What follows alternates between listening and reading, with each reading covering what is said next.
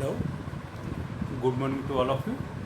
I am G. Mohan, lecturer in Government Degree College, Bellanpalli, Public Administration. ఇప్పుడు నేను చెప్పబోయే పాఠ్యాంశం ప్రభుత్వ పాలనా శాస్త్రం first year first sem doctor BR Ambedkar సామాజిక న్యాయం మీద పాఠ్యాన్ని బోధిస్తున్నాం. వినాల్సిందిగా కోరుతున్నాం.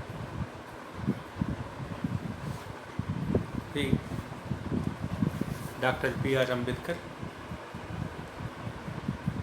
ప్రపంచ చరిత్రలోనే ఒక మహోన్నతమైన వ్యక్తిగా చెప్పబడుతున్న వ్యక్తి డాక్టర్ బిఆర్ అంబేద్కర్. మరి అట్లాంటి వ్యక్తి భారతదేశంలో జన్మించి భారతదేశంలో రాజ్యాంగ నిర్మాతగా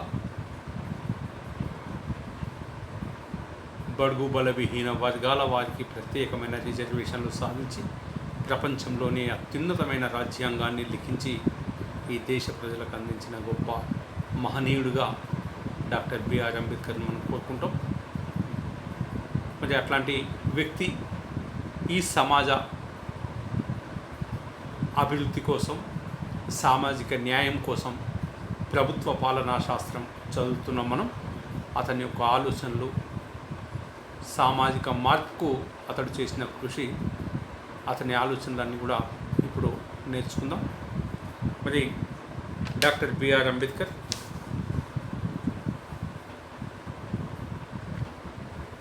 రామ్జీ మాలోజీ సక్పాల్, భీంబాయి ముర్బాద్కర్ సక్పాల్ అనే దంపతులకు మధ్యప్రదేశ్లోని సెంట్రల్ ప్రావిన్స్లో గల మౌ అనే ఆర్మీ కంటోన్మెంట్లో వారికి జన్మించడం అనేది జరిగింది. మరి అంబేద్కర్ గారి తండ్రి ఆనాడు భారత సైన్యంలో సుబేదార్గా పనిచేయడం అనేది జరిగింది. మరి ఆనాడున్న మహార్ అనే కులం అనేది అంటరాని దేశంలో ఉన్న అంటరాని కులాలలో ఒక కులం అది. మరి డాక్టర్ అంబేద్కర్ కూడా మహార్ కులానికి చెందిన వ్యక్తిగా పేర్కొంటాం.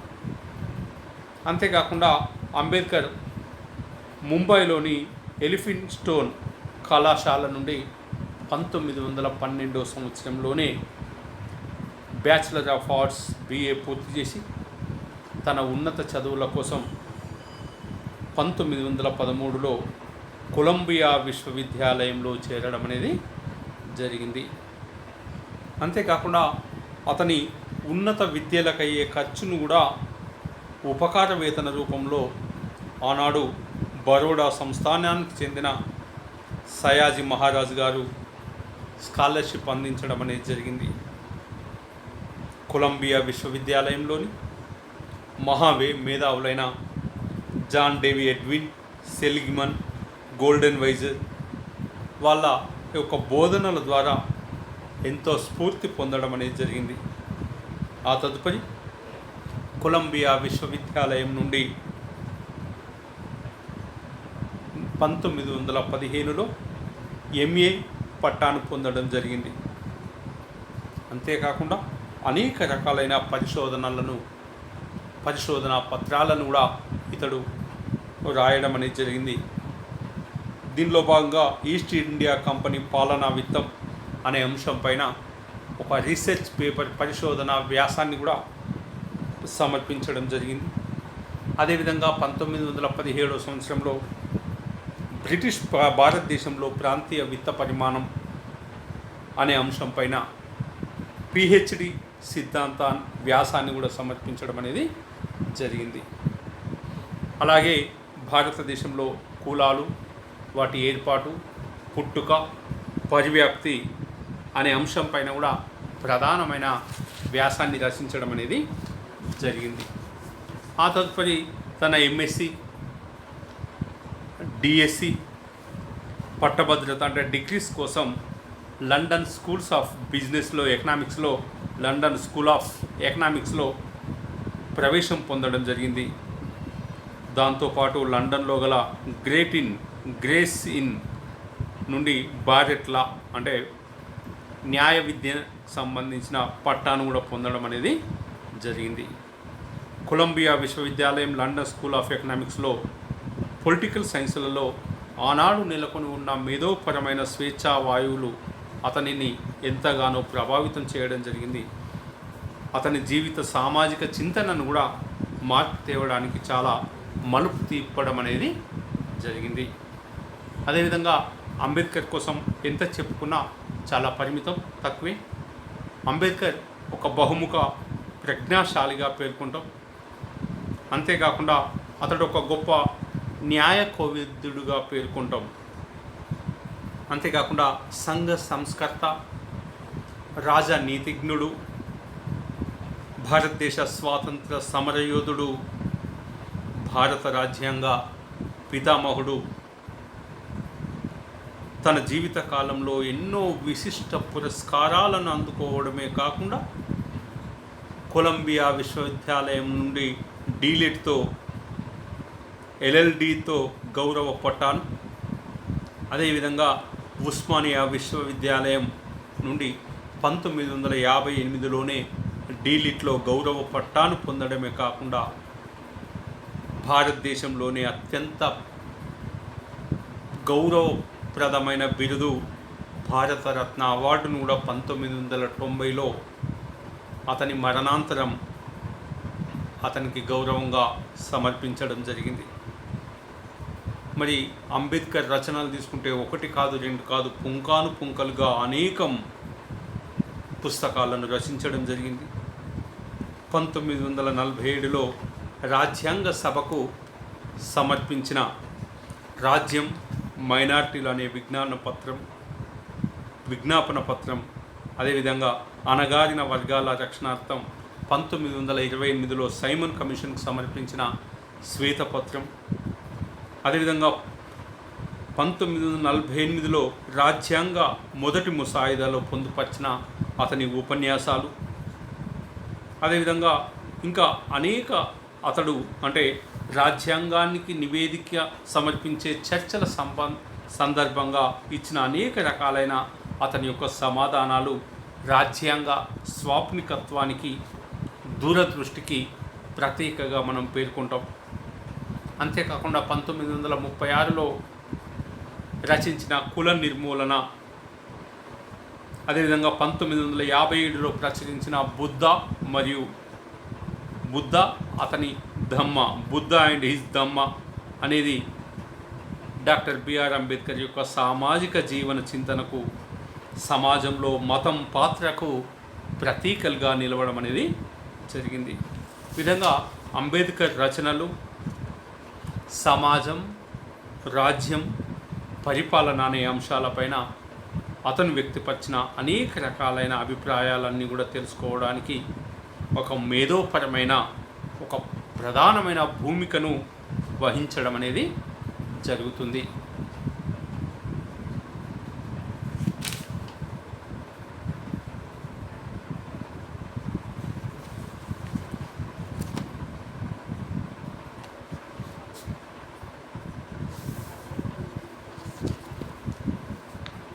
వంశీ బంద్ చేసినావా?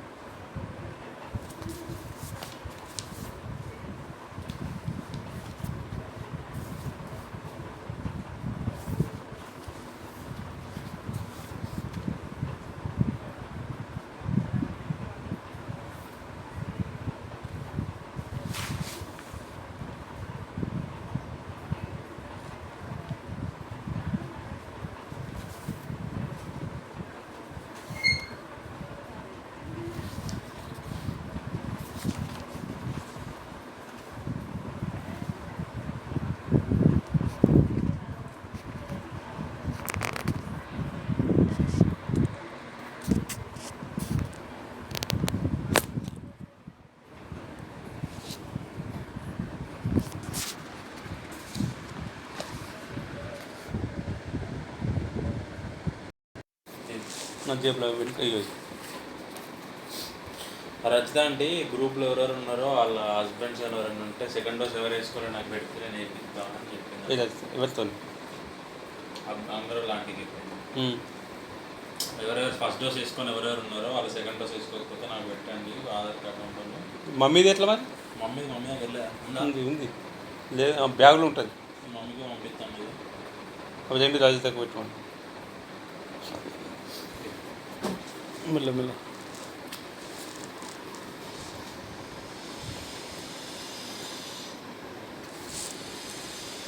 అందువల్ల ప్రాతినిధ్య ప్రజాస్వామ్యం కోసం కూడా డాక్టర్ బిఆర్ అంబేద్కర్ అనేక అంశాలను పేర్కొనడం జరిగింది. రాజకీయ పాలనా సంస్థలలో అణగారిన వర్గాల సంక్షేమార్థం వారికి కూడా ప్రాతినిధ్యం ఉండాలని అంబేద్కర్ అభిప్రాయం. అందువల్ల జాన్ రోల్స్ న్యాయ సిద్ధాంతంలో ప్రతిపాదించిన వ్యత్యాస నియమం మాదిరిగా అంబేద్కర్ కూడా సమాజంలో నెలకొని ఉన్న వివక్ష అన్యాయాన్ని అధిగమించడానికి రాజ్య వ్యవస్థ పాలనలో అణగారిన వర్గాలకు ప్రత్యేకమైన రక్షణలు ఉండాలని అంబేద్కర్ వివరించడం అనేది జరిగింది. అందువల్ల అతని ప్రకారం ఒక అసమానుడిని సమానుడిగా గౌరవించడం కంటే మరొకటి ఇంకేముంటుంది, ఏముండదు. అందువల్ల అంబేద్కర్ వాదనల ఫలితంగానే షెడ్యూల్ కులాలు, షెడ్యూల్ తెగల వారి సంక్షేమార్థం పాలన రాజకీయ రంగాలలో రాజ్యాంగపరమైన రక్షణలు కల్పించడానికి ఎంతగానో ప్రభావితం చేయడం అనేది జరిగింది. అదేవిధంగా శాసన సంస్థలు పాలనలో కూడా ప్రాతినిధ్యం కోసం అణగారిన వర్గాలు చేసిన పోరాటాలను వారి విముక్తి పోరాటాలుగానే అభివర్ణించడం అనేది జరిగింది. అందువల్ల ప్రాతినిధ్య ప్రజాస్వామ్యం అనేది ఉద్యోగస్వామ్యాన్ని ప్రజాస్వామీకరించడానికి ఎంతో అవసరం. ఆ విధంగా ప్రభుత్వ స్వభావానికి సంబంధించి ప్రాతినిధ్య స్థిరత్వంపై జరిగిన చర్చ అంతా కూడా అంబేద్కర్ సమాజంలో ఉన్న అణగారిన వర్గాల దృష్టితో ప్రభుత్వ నిర్మాణాలను ఏ విధంగా పరిశీలించాలనేదే దానికి సంబంధించింది. అందుకోసమే ఈరోజు రిజర్వేషన్లు కూడా కల్పించడం అనేది జరిగింది. అంతేకాకుండా ప్రగతి కాముకుడిగా రాజ్యం యొక్క పాత్ర ఏ విధంగా ఉండాలి అనే అంశం పైన కూడా అనేక అభిప్రాయాలను వెలిబుచ్చడం అనేది జరిగింది. మరి బలహీన వర్గాల సంక్షేమార్థం అభివృద్ధి కార్యక్రమాల్లో రాజ్యం పాల్పంచుకొని జోక్యం చేసుకోవాలని, అందుకు రాజ్యం అనేది సామ్యవాదులుగా అంటే స్టేట్ సోషలిజం ప్రవర్తించాలని ఇతడు ప్రతిపాదించడం అనేది జరిగింది. దేశంలో లభించే సహజ వనరులందరినీ కూడా ప్రజలందరికీ సమానంగా పంచి కొద్దిమంది చేతులలో కేంద్రీకృతం కాకుండా, సంపద కేంద్రీకృతం కాకుండా దేశంలోని వ్యవసాయ రంగంతో పాటు పరిశ్రమలన్నింటినీ కూడా జాతీయం చేయాలని డాక్టర్ బిఆర్ అంబేద్కర్ సూచించడం జరిగింది. అందువల్ల ప్రజా వనరులపైన రాజ్యానికి నియంత్రణ లేకుంటే అది ప్రైవేటు వ్యక్తుల చేతుల్లోకి వెళ్ళే ప్రమాదం ఉందని, దానివల్ల సమాజంలో ఆర్థిక అసమానత పెరిగి సామాజిక అణచివేతకు దోపిడికి దోహదం చేస్తుంది అని డాక్టర్ బిఆర్ అంబేద్కర్ పేర్కొనడం అనేది జరిగింది. అందువల్ల బలహీన వర్గాల సంక్షేమార్థం కోసమే ప్రభుత్వ రంగ సంస్థలన్నింటినీ కూడా ప్రధాన బాధ్యతలన్నింటినీ కూడా ప్రభుత్వానికి అప్పగించాలని పేర్కొనడం జరిగింది. ఈ విధంగా అనేక అంశాలలో ఈ పారిశ్రామిక సంబంధాలను మెరుగుపరచడం కోసం viceroy executive council labour committee మెంబర్గా ఉండి కార్మికుల యొక్క జీవన స్థితిగతులను, పారిశ్రామిక సంబంధాలను మెరుగుపరచడం కోసం నిరంతరం కృషి చేయడం జరిగింది. అంతర్జాతీయ కార్మిక సంస్థ ILO ప్రమాణాలకు అనుగుణంగా కూడా భారతదేశంలో కార్మిక చట్టాలను రూపకల్పన చేయడం జరిగింది. వినియోగదారులు కావచ్చు, ఉత్పత్తిదారులు కావచ్చు, పెట్టుబడిదారులు కావచ్చు, వీళ్ళ మధ్య ఉండే తగుల పరిష్కారార్థం రాజ్యమే ఒక న్యాయమూర్తిగా, ఒక పరిష్కర్తగా తన పాత్ర నిర్వహించాలని, సమానమైన పనికి సమానమైన వేతనం అందించాలని కూడా సూచించడం అనేది జరిగింది. అదేవిధంగా ఆర్థిక అణచివేతకు గురి కానీ, దోపిడీకి గురి కానీ నిమ్న వర్గాల వారికి ప్రత్యేకమైన రక్షణలు ఉండాలి అని వాదించడం అనేది జరిగింది. ఫలితంగా భారత రాజ్యాంగంలో నిర్దేశక నియమాల పేరు మీద ఒక ప్రత్యేకమైన అధ్యయనాన్ని చేర్చడమే కాకుండా ఎన్నో సంక్షేమ కార్యక్రమాలు చేపట్టడానికి ఇది ఉపయోగపడడం అనేది జరిగింది. ఈ విధంగా అంటే ప్రభుత్వ విత్తానికి సంబంధించి డాక్టర్ అంబేద్కర్ చేసిన కృషి కూడా ఎనలేనిదిగా మనం పేర్కొంటాం. అంటే దేశ విత్త వనరుల ప్రక్రియ సక్రమ నిర్వహణ అనేది అభివృద్ధి కార్యక్రమాలకు, ముఖ్యంగా ప్రజా పనులకు, సంక్షేమ కార్యక్రమాలకు చేసే కేటాయింపులను బట్టి మాత్రమే నిర్ణయించబడుతుంది. అందువల్ల కేంద్ర రాష్ట్ర ఆర్థిక వనరుల కేటాయింపులను అర్థం చేసుకోవడానికి ఒక అత్యుత్తమ ప్రామాణిక విశ్లేషణగా ఉండాలని పేర్కొనడం జరిగింది. దీనికోసమే ఒక ఆర్థిక సంఘాన్ని కూడా ఏర్పాటు చేయడానికి దోహదం చేయడం అనేది జరిగింది. ఈ విధంగా 1 కాదు 2 కాదు అనేక అంశాలు, రూపాయి సమస్య, దాని సమస్యలు, పరిష్కార మార్గాలు అనే పుస్తకాన్ని కూడా రాయడం అనేది జరిగింది. అదేవిధంగా రిజర్వ్ బ్యాంక్ ఆఫ్ ఇండియా చట్టరూపకల్పన చేయడానికి కూడా మార్గదర్శకాలుగా పనిచేయడం జరిగింది. 12 గంటల పనిని 8 గంటలకు తగ్గించడానికి కూడా ఇతడు కృషి చేయడం అనేది జరిగింది. ఈ విధంగా 1 కాదు 2 కాదు అనేక అంశాల్లో ఇతడు అంటే ప్రాథమిక విద్యతో పాటు అన్ని రంగాల అన్ని అంశాల కోసం కూడా బిఆర్ అంబేద్కర్ పేర్కొనడం జరిగింది. ప్రాథమిక విద్యను దేశంలోని ప్రజలందరికీ అందించడంలో రాజ్యం జోక్యం చేసుకోవాలని ప్రబోధించడం అనేది జరిగింది. ఈ విధంగా అంటే విద్య ఫలాలను సంపూర్ణంగా అనుభవించే హక్కులను, అవకాశాలను ఎట్టి పరిస్థితుల్లో కోల్పోకూడదు. మన నాగరికత సమకూర్చిన వస్తుగత ప్రయోజనాలనైనా వదులుకోవచ్చునేమో, కానీ విద్య అందించే ఫలాలను మాత్రం సంపూర్ణంగా అనుభవించే అవకాశాలను ఏ ఒక్కరు కూడా కోల్పోకూడదు. ఎందుకంటే విద్యనే అత్యధిక వస్తుగత ప్రయోజనమని డాక్టర్ బిఆర్ అంబేద్కర్ పేర్కొనడం జరిగింది. అందువల్ల అంబేద్కర్ ప్రకారం జన సమూహ విద్య వారి శక్తి సామర్థ్యాలను పెంపొందించడమే కాకుండా పాలనా వ్యవస్థ పనితీరు అర్థం చేసుకొని దాంతో మరింత ప్రతిభావంతంగా ప్రతి చర్య జరపడానికి పాలనా వ్యవస్థ జవాబుదారీగా వహించడానికి వీలవుతుందని అనడంలో అతిశయోక్తి లేదు. ఈ విధంగా డాక్టర్ బిఆర్ అంబేద్కర్ అనేక అంశాలు అంటే సమకాలీన భారతదేశంలో అంబేద్కర్ ఎక్కువగా గౌరవించబడుతున్న జాతీయ నాయకుడు. అతని జీవితం, అతను వ్యక్తపరిచిన భావాలు, సామాజిక సమస్యలపై కనపరిచిన అమితాసక్తి అటు ప్రభుత్వాన్ని, ప్రజలను ఎంతో ప్రభావానికి గురి చేయడం అనేది జరిగింది. దీనజనులు, అణగారిన వర్గాల ప్రజలను ఎంతో ప్రభావానికి గురి చేయడం జరిగింది. ఈ వర్గాల ఎడల ఒక రక్షకుడిగా పోషించిన చురుకైన రాజకీయ పాత్ర నుండి రాజ్యాంగ నిర్మాతగా ఎదిగిన తీరు అతని మేధోపరమైన రాజకీయ పోరాటాలకు దర్పణం పడుతుంది. మరి అట్లాంటి గొప్ప వ్యక్తి అనేక అంశాల్లో అంబేద్కర్ దృష్టిలో విద్య అనేది ప్రజ్ఞ, కరుణ, సమతకు దారి తీయడం వల్ల అది సామాజిక పరివర్తనకు దోహదం చేస్తుందని పేర్కొనడం అనేది జరిగింది. అనేక రకాలైన పోరాటాలు చేయడం అనేది జరిగింది. అంతేకాకుండా రాజ్యాంగ సంవిధానం పైన, ప్రజాస్వామ్య ప్రాధాన్యం పైన కూడా అంబేద్కర్ రచనలు సమకాలీన సమాజానికి ఎంతో ఉపయోగకరంగా ఉండడం జరిగింది. ప్రజాస్వామ్య ముసుగులో నియంతృత్వ పోకడలు చోటు చేసుకోవచ్చని చేసిన హెచ్చరిక కూడా ఈ సందర్భంగా మనం గుర్తు చేసుకోవాల్సిన అవసరం ఉంది. దేశంలో వ్యక్తి పూజ పనికిరాదు. రాజకీయాలలో వ్యక్తి పూజ అంటే ఒక రకమైన భక్తి భజన వర్గం లాంటిదే. మరి వ్యక్తి పూజ అనేది ప్రజాస్వామ్య సూత్రాలకు విరుద్ధమైందిగా అతడు పేర్కొనడం జరిగింది. ప్రజాస్వామ్యం పైన అతనికి ఉన్న ప్రగాఢ విశ్వాసాన్ని తెలియజేయడానికి ప్రఖ్యాత రాజకీయ గురువైన ఐరిష్ దేశభక్తుడైన డానియల్ కన్నెల్ అతడు చెప్పిన ప్రవచనాలను ఇక్కడ పేర్కొనడం జరిగింది. ఒక మగాడు తన ఆత్మగౌరవాన్ని, ఒక ఆడది తన శీలాన్ని, ఒక దేశం తన స్వేచ్ఛను పణంగా పెట్టేంత కృతజ్ఞతగా ఉండకూడదు. అదే అంశాన్ని ఉటంకిస్తూ అంబేద్కర్ ఏమంటాడంటే, భారతదేశం కూడా ఎదుటివాడు ఇంతటి గొప్పవాడైనా తన స్వేచ్ఛను వాడి పాదాల ముందు పెట్టకూడదు. భారతదేశం తన స్వేచ్ఛను, స్వాతంత్రాన్ని వదులుకోకూడదని అంబేద్కర్ పేర్కొనడం జరిగింది. అంటే సమానత్వ సూత్రంపై ఆధారపడే సాటి మనిషిని మనిషిగా గౌరవించే బౌద్ధ మతం వైపు ఆకర్షించబడడం జరిగింది.